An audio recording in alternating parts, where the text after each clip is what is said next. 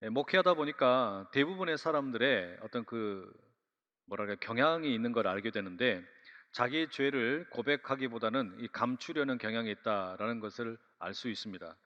근데 간혹 예외가 있습니다. 자기 죄가 너무 커서 그로 인해서 내 마음이 너무나 힘들고 또 지쳤다, 이렇게 말하는 성도님들이 있습니다. 배우자나 자녀에게 또는 친구에게 또는 다른 이에게 내가 돌이킬 수 없는, 결코 용서받을 수 없는 엄청난 죄를 지었다, 이렇게 말씀을 하시는 거예요. 그러면서 질문을 합니다. 혹시 목사님, 하나님께 절대로 용서받을 수 없는 그런 죄가 있습니까? 그런 죄가 있다면 그거는 어떤 겁니까? 혹시 내 죄가 그런 것에 해당하지는 않습니까? 이 걱정이 담긴 거죠. 내가 혹시 절대 용서받지 못할 그런 죄를 지은 건 아닐까? 이 마음속에 집이 있는 겁니다. 만약 여러분의 마음속에 조금이라도 그런 생각이 있다면 오늘 설교는 꽤 불편한 내용입니다. 오늘 본문이 바로 그런 내용을 다루고 있기 때문이죠. 31절과 32절에 반복해서 이런 내용이 나와요. 용서받지 못할 죄가 있다고 말합니다. 31절에는 성령을 모독하는 거라고 이야기하고 32절에는 성령을 거역하는 것이다, 이렇게 기록을 합니다. 특히 32절에는 그런 죄는 이 세상과 오는 세상, 그러니까 영원히 용서받을 수 없다라고 말합니다. 살떨리는 말씀이죠. 무시무시한 말씀입니다. 예수님께서는 어떤 의도로 용서받지 못할 죄에 대해 이야기하시는 걸까요? 우리는 이 말씀을 어떻게 소화할 수 있겠습니까? 용서받지 못할 죄라는 것이 구체적으로 무엇냐라는 거예요. 이런 질문의 답을 쉽사리 얻을 수는 없습니다. 용서받지 못할 죄가 무엇인지 우리가 알아가기 위해서 조금은 우회로를 돌아가려고 합니다. 용서가 뭐냐라는 거예요. 32절에 예수님이 이렇게 말씀하십니다. 또 누구든지 말로 인자를 거역하면 사하심을 얻되 누구든지 말로 성령을 거역하면 이 세상과 오는 세상에서도 사하심을 얻지 못하리라. 두 가지 말씀을 하시죠. 누구든지 인자를 거역하면 용서를 받을 수 있다. 그러나 누구든지 성령을 거역하면 결단코 용서받을 수 없다. 이 두 가지를 이야기하세요. 앞에 있는 내용부터 가만히 보십시오. 누구든지 말로 인자를 거역하는 것은 용서받을 수 있다. 여러분, 이거 우리가 그냥 읽으면 무슨 뜻인지 잘 모르겠죠. 사실은 엄청난 말씀입니다. 왜냐? 여기에 인자라는 말이 들어있기 때문입니다. 인자라는 존재가 어떤 인물입니까? 구약 성경 다니엘서 7장에 보면 인자라는 것은 사람처럼 보이지만 하나님과 같은 분을 가리킵니다. 하늘로부터 땅에 내려오는 이 하나님께 속한 자입니다. 하늘에 구름을 타고 오실 분이고 하나님의 임재를 상징하는 분입니다. 어마어마한 분이죠. 신약 성경 곳곳에서 인자라는 표현이 나오는데 마태복음 24장 30절과 31절에 인자의 오심을 이렇게 적고 있습니다. 그때의 인자의 징조가 하늘에서 보이겠고 그때의 땅의 모든 족속들이 통곡하며 그들이 인자가 구름을 타고 능력과 큰 영광으로 오는 것을 보리라. 그가 큰 나팔 소리와 함께 천사들을 보내리니 그들이 그의 택하신 자들을 하늘 이 끝에서 저 끝까지 사방에서 모으리라. 여러분 어떻습니까? 그냥 대충 읽어봐도 인자라는 이 인물이 보통 인물이 아니라는 걸 알 수 있죠. 상당히 비범한 인물입니다. 감히 범접할 수 없는 그런 인물이에요. 그런 존재라는 이야기입니다. 하늘에 속한 자이자 하나님의 권능을 가지고 있는 분입니다. 여러분, 우리가 이런 존재에게 쉽사리 다가갈 수 있겠어요? 감히 말이나 붙일 수 있겠습니까? 거역할 수 있겠습니까? 모욕할 수 있겠습니까? 비방할 수 있겠습니까? 불가능한 일이죠. 그런데 여러분, 예수님께서 지금 뭐라고 말씀을 하세요? 인자에 대해서 뭐라고 말씀하십니까? 너는 인자에 대해서 반대하는 말 할 수 있다. 너는 인자에 대해서 거역할 수 있다. 너는 인자를 비방하고 모독할 수도 있다. 그러나 인자는 그 모든 것을 용서할 것이다. 그 인자가 누구냐? 나다. 나는 세상의 임금들과 다르다. 여러분, 이게 예수님의 말씀이에요. 너무나 충격적인 말씀이죠. 다른 세상의 어떤 권력자와는 비교되지 않는 그런 예수님의 모습을 우리가 읽을 수가 있습니다. 실제로 예수님의 삶을 우리가 성경 속에서 찾아보게 되면 정말로 예수님이 그런 분이라는 걸 알 수가 있습니다. 저 하늘과 땅의 모든 권세를 쥐고 계신 그 예수님께서 이 자그마한 어린아이들이 달려오는 것을 막지를 않으십니다. 모두 다 허용을 하십니다. 뿐만 아니라 혈루병 여인과 같은 많은 병자들이 찾아오는 거 말리지 않으십니다. 심지어는 먼저 다가가시죠. 나병 환자를 만져주십니다. 앞을 보지 못하는 사람을 만져주십니다. 듣지 못하는 사람의 귀를 만져주십니다. 오늘로 이야기하면 코로나에 확진된 사람에게 마스크 하나 쓰지 않고 달려가서 꽉 껴안으신다는 이야기예요. 예수님은 병자들 뿐만 아니라 고아와 과부들에게도 기꺼이 먼저 다가가시고 그들이 다가오는 것도 얼마든지 용납하는 분이었습니다. 다시 말하면 예수님께서는 자신에게 다가오는 사람들에게 이런 무엄하도다, 어찌 그렇게 감히 나에게 함부로 다가오느냐, 이렇게 하지 않으셨다는 이야기예요. 여러분, 이게 우리 주님의 말씀이에요. 누구든지 말로 인자를 거역하면 사심을 얻으리라. 이 말씀의 의미가 이런 거라는 이야기입니다. 기가 막힌 말씀이죠. 다른 어떤 세상의 권력자와 비교되는 너무나 다른 예수님의 모습을 우리에게 일러주고 있습니다. 기가 막힌 은혜예요. 놀라운 용서의 말씀이자 무한한 용서가 이 속에 깃들어 있습니다. 그런데 그 다음에 이어지는 32절의 뒷부분을 보면 이것과는 또 너무나 다른 말씀이 소개되고 있지요. 문자 그대로 읽으면 여러분, 이건 완전 모순입니다. 사람들이 인자를 거역하면 용서를 받는다, 모든 죄가 용서받을 수 있다라고 말씀을 하셨습니다. 어떤 예외도 없다고 말씀하셨습니다. 그런데 바로 이어서 뭐라고 그러시냐, 성령을 모독하는 것은 절대로 용서받지 못한다, 이렇게 말씀하세요.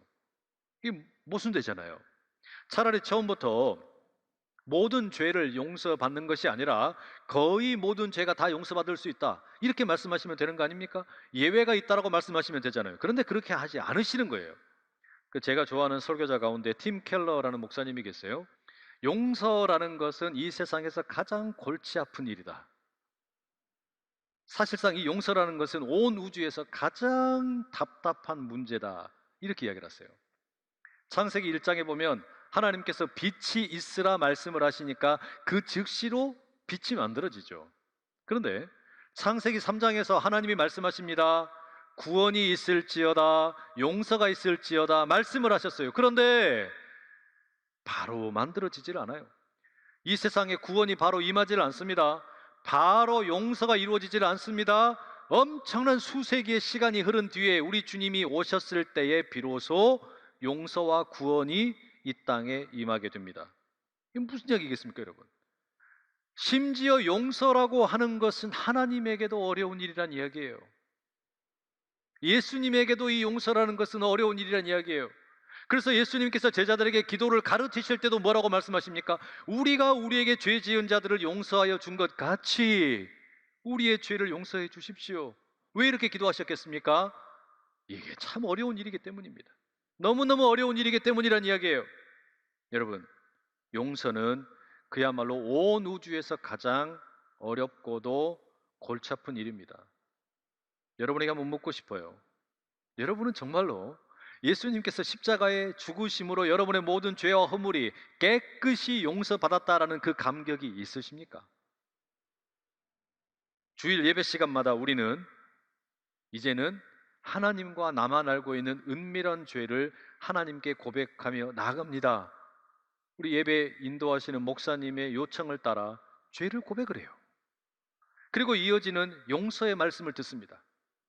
온 마음을 다해 참회하는 자들에게 주시는 하나님의 용서의 말씀이 여기 있습니다. 그런즉 누구든지 그리스도 안에 있으면 새로운 피조물이라, 이전 것은 지나갔으니 보라 새 것이 되었노라. 이 말씀에 의지하여 전심으로 참회하는 우리 모두의 죄가 깨끗이 사해졌음을 담대히 선언합니다. 이 용서의 선언을 듣는다는 이야기예요. 그러면 이 용서의 선언을 들으실 때 여러분의 마음에 막 가슴이 요동을 칩니까? 그래, 내가 정말로 용서를 받았구나. 야, 나는 너무나 감격스러운 은혜를 입었다. 막 그런 어떤 감격이 막 몰려옵니까? 그렇지 않을 때가 많아요. 여러분, 용서는 정말로 그래요. 용서는 이처럼 우리에게 가장 골치 아픈 문제거리이지만 동시에 자판기에 커피를 뽑아 먹듯이 기계처럼 위험한 게 아니라 생각하지도 못했던 때에 느닷없이 찾아옵니다. 자동차를 운전하고 가다가 흘러나오는 CCM 찬송을 듣다가 갑자기 이 용서가 막 북받쳐 오릅니다. 하나님이 나를 용서하셨구나라는 생각에 그냥 흠뻑 젖습니다. 아무런 기대감 없이 참석했던 예배 가운데 갑자기 그 용서의 은총이 임하는 거예요. 자녀들의 예배를 따라갔다가 그냥 멀찌감치 뒤에서 예배를 드리다가 잠옷실에서 예배 드리다가 용서의 은총이 임하는 거예요. 생각하지도 못했는데 용서의 은총이 임할 때가 있습니다. 예수님의 십자가의 희생이 정말로 나를 위한 희생이구나. 내 죄와 내 허물이 모두 다 이제는 눈 녹듯이 사라졌구나. 나는 이제 완전히 다른 삶을 살게 되었구나. 이 용서의 신비를 느닷없이 경험할 때가 있다는 이야기입니다. 여러분, 이게 어떻게 가능한 걸까요? 어떻게 우리가 이와 같은 용서의 신비, 선물로 주어지는 용서를 누리게 되느냐라는 이야기입니다. 31절 말씀입니다. 그러므로 내가 너희에게 이르노니 사람에 대한 모든 죄와 모독은 사하심을 얻되 성령을 모독하는 것은 사하심을 얻지 못하겠다. 여러분, 이 구절도 가만히 보면 모순입니다. 32절의 내용과 똑같이 모순되는 내용을 함께 담고 있어요. 사람들이 무슨 죄를 짓든지 용서받을 수 있다. 우리 주님 말씀하셨죠? 그런데 그 다음에 뭐라 그러시냐면 성령을 모독하는 죄는 용서받지 못한다. 똑같은 모순되는 표현입니다. 앞서 말씀드린 것처럼 모든 죄라는 표현을 쓰지 않으시고 거의 모든 죄 이렇게 하시면 논리적인 모순을 피할 수 있을 텐데, 아니 예수님은 왜 모든 죄가 용서받을 수 있다고 말씀을 하시고서 성령을 모독하는 것은 용서받지 못한다고 말씀하시는 걸까요? 왜 이렇게 하셨을까요? 이건 의도적인 겁니다. 예수님의 말씀을 둘로 나눕니다. 사람에 대한 모든 죄와 모독은 용서받을 수 있다. 첫 번째 말씀이고요. 두 번째 말씀은 성령을 모독하는 것은 용서받을 수 없다. 자, 이걸 어떻게 우리가 해석할 거냐? 어떤 학자가 이렇게 제안을 합니다. 첫 번째 말씀은 우리의 외면을 향한 말씀, 우리의 겉으로 드러나는 죄에 대한 말씀이고, 두 번째 말씀은 우리 내면의 마음을 향한 말씀이다. 이렇게 이야기를 해요. 이 상당히 타당한 것 같아요. 이런 내용입니다. 먼저 여러분, 사람이 짓는 모든 죄, 그것은 무엇이든지 용서받는다라는 거, 이건 무슨 이야기냐면 겉으로 보기에 드러나는 죄들이 있죠. 뭐 그게 살인죄이든지 무슨 뭐 강도가 되었든지 폭행이 되었든지 작은 무슨 뭐 경범죄가 되었든지 이 모든 죄들은 그게 무엇이 되었든 용서받을 수 있다, 이렇게 말씀하는 겁니다. 그러니까 눈에 보이는 겉으로 드러나는 죄 다 용서받을 수 있다. 예수님께서는 그렇게 외부로 드러나는 죄에 대해서는 용서를 선포하고 계십니다. 여러분, 이건 성경에 일관되게 흐르는 진리입니다. 모세는 사람을 죽였죠. 그리고 광야로 도망갑니다. 하지만 하나님께서 그를 용서하셨어요. 다윗은 밧세바를 취하고 그의 남편인 우리아를 죽입니다. 그러나 하나님께서 용서하셨어요. 베드로는 예수님을 3번이나 부인했습니다. 그러나 예수님께서는 그를 용서하셨어요. 바울은 사울로 살아갈 때에 그리스도인들을 핍박하고 교회를 엄청나게 괴롭혔습니다. 그러나 하나님께서 그를 용서하셨습니다. 성경은 우리가 범하는 모든 눈에 보이는 죄악된 행동들 용서받을 수 있다고 말씀하십니다. 여러분 기억하세요? 우리가 외부로 드러나게 짓는 모든 죄들, 그게 경범죄이든 중범죄이든 주님의 말씀은 뭐냐? 용서받을 수 있다라는 겁니다. 그럼 이어지는 두 번째 말씀은 뭐냐? 내면을 향한 말씀이에요. 성령을 모독하는 것은 용서받지 못한다. 이것은 따로 떼어서 이해할 것이 아니라 앞에 나온 말씀과 함께 연결해서 우리가 이해를 해야 됩니다. 무슨 이야기냐? 여러분, 우리는 생각할 때 뭐라고 생각하냐면 경범죄는 쉽게 용서받고 중범죄는 용서받지 못한다, 이런 생각을 우리는 가지고 있죠. 그죠? 그러니까 우리는 눈에 보이는 죄도 용서받을 수 있는 죄가 있고 용서받지 못하는 죄가 있다라고 생각을 해요. 그런데 성경의 가르침은 뭐냐면 눈에 보이는, 겉으로 드러나는 그것이 큰 죄이든 작은 죄이든 모두 용서받을 수 있다. 다만 전제 조건이 뭐냐? 우리의 내면 가운데 성령께서 때때로 책망을 하십니다. 사랑하는 아들아, 사랑하는 딸아, 너 지금 뭔가 잘못하고 있다. 너 지금 뭔가 큰 문제가 있구나. 이 깨달음을 주실 때 회개하고 돌이키면 어떤 죄든지 용서받는다는 이야기예요. 성령께서 우리를 책망하실 때 진정으로 그것을 뉘우치고 돌이키게 되면 바로 그 회개를 통해서 우리가 짓는 죄가 아무리 큰 것이든 작은 것이든 용서받을 수 있다는 이야기예요. 그럼 여러분, 이걸 돌려서 이야기하면 뭐가 될까요? 성령께서 우리 마음에 책망을 하신단 말이에요. 지금 너 뭔가 잘못되었구나.